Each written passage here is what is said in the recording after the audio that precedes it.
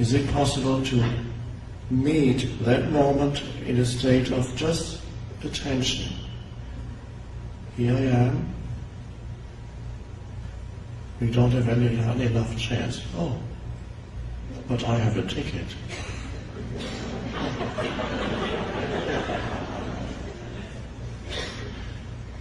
Can you get more chairs? Yes, we are trying to find some. Okay, I'll stand here and wait.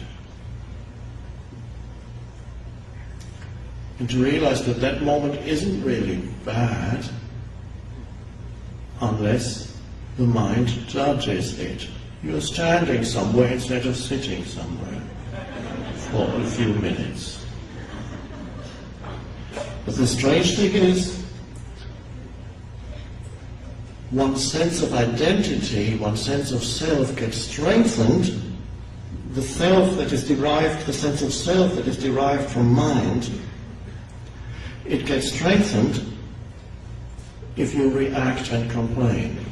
Because then, whenever, this is not a personal matter, if you did it, don't feel that this is a personal shortcoming of yours.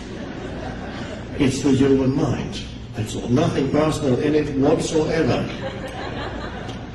If you make it personal, then it becomes a problem. You become a problem to yourself. And he says, you see, I'm not spiritual yet.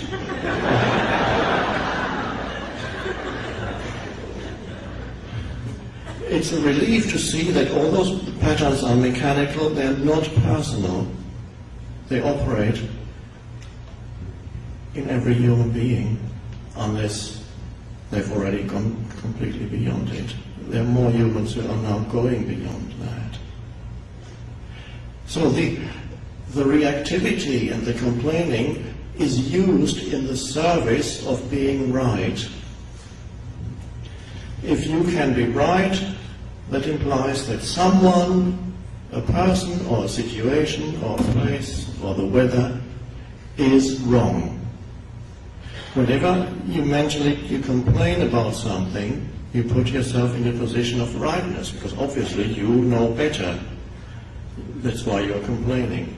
And I'm not talking about telling somebody to remedy something. That is not real complaining. That is passing on information. Say, please, this is not what I ordered. I ordered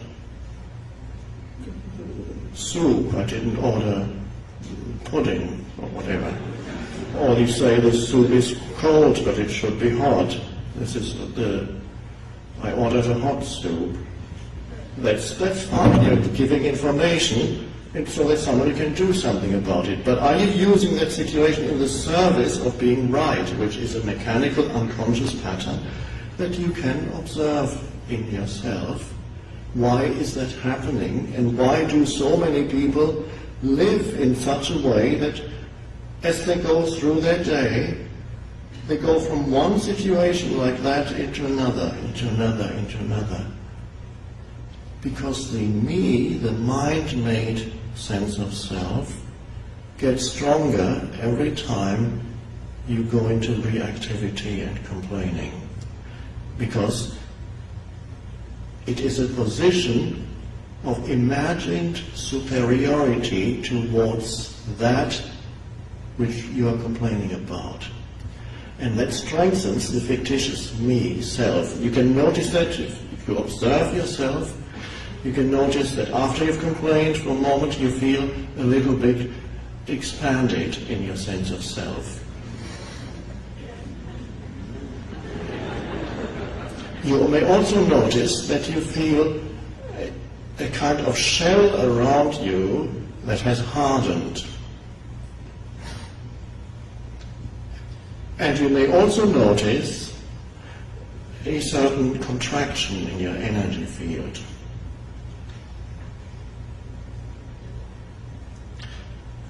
And if you are very alert and in touch with your body, you can notice that although you seem to be enjoying yourself doing what you do, but you are not really. It's suffering. but it's not recognized as suffering. The egoic entity, the mind-made me, likes it because it strengthens itself through that. Your body doesn't like it at all. And if you can see what it does to your body going into that state, you would be shocked. What it does to the energy flow in the body, what it does to every aspect of the functioning of the body. So the body feels injured by this, because it is, yes, it is a form of violence. The ego is like that, and it's not a personal thing at all. It is a wonderful thing to observe these patterns in yourself. There's the tendency then of the egoic entity to say, you see, you are no good. It makes a problem out of it. How do I go beyond all my patterns? Don't even try.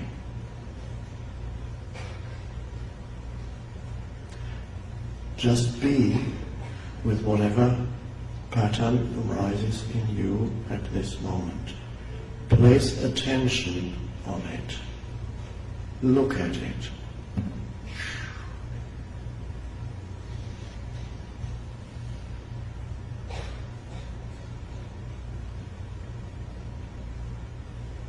And allow it to be. The most powerful transformer is that. It transforms your consciousness. Now, this sounds as if you could do it. I'm saying this is something that you can I do that? Can I allow this moment to be? Yes. If you are sitting here, you can do it. Not everybody yet can do that. There are still many in this world who are so completely identified with their mind and emotions that to say that allowing this moment to be would be meaningless.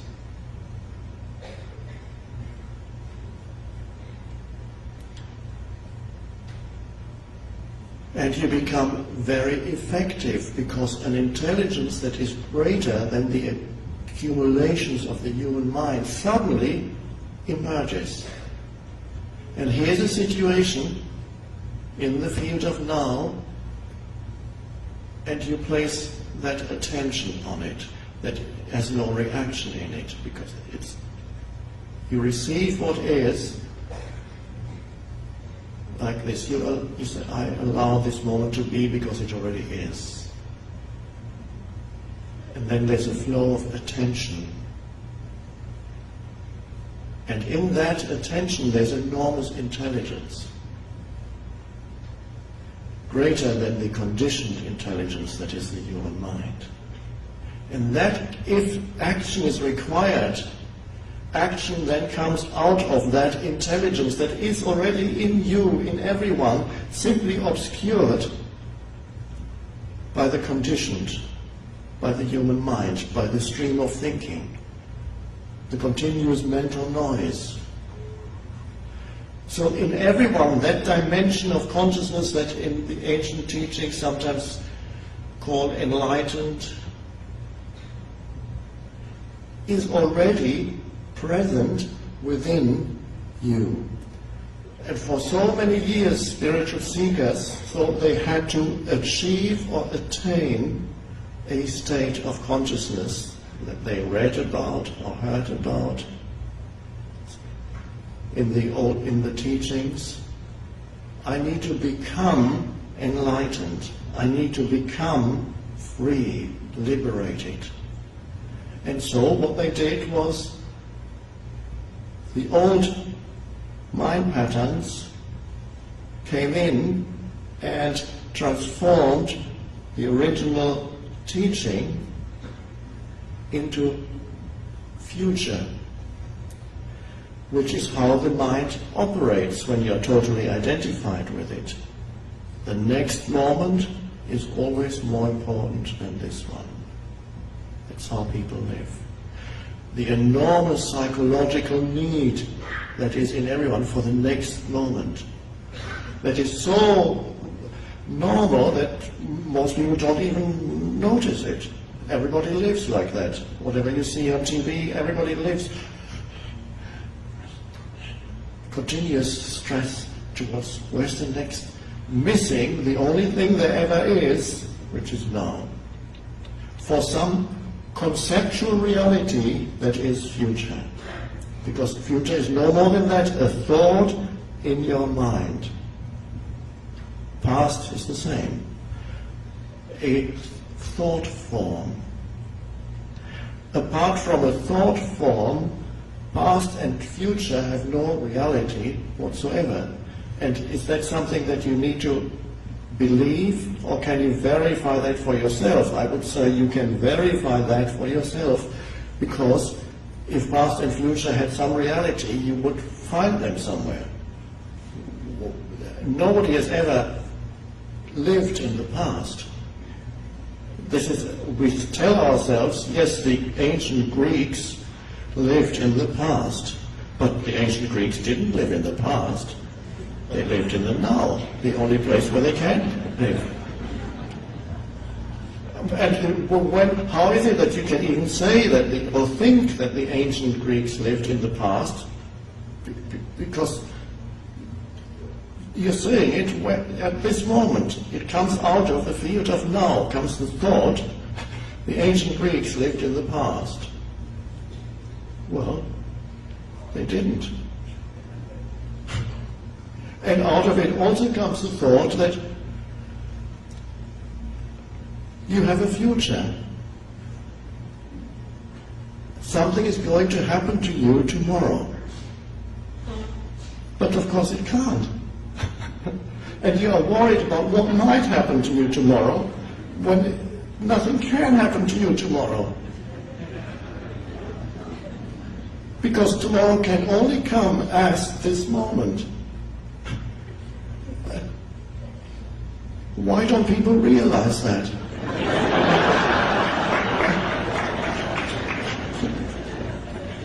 And what an insane way to live, to disregard the only thing, no thing, that has any reality whatsoever, which is now. Your life, the one thing that never left you, is now. Cannot leave you. It's always. Life and now are inseparable. The essence of who you are, because you are life. You are both a form of life, a temporary expression, but you are also, on a deeper level, you are life. Taking on a temporary form. We could also say you are the one life, the one consciousness that takes on form as a thought, as an emotion, as the entire universe. But the essence of who you are is life, unmanifested in your essence, timeless. And life and now are one, which means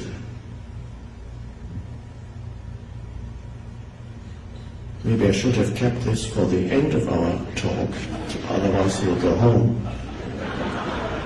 Which means you and now are one, because life and now are inseparable. Now the mind says, does that actually mean anything?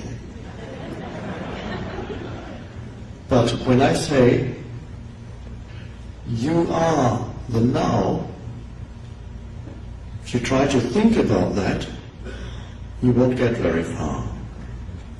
But if you allow that statement to be there as, one could say, a pointer, a signpost, something that points beyond itself, that is not a statement that is supposed to explain something, but to take you to a realization. So if you then say, I am the now, you can't think about that, but you can sense something there.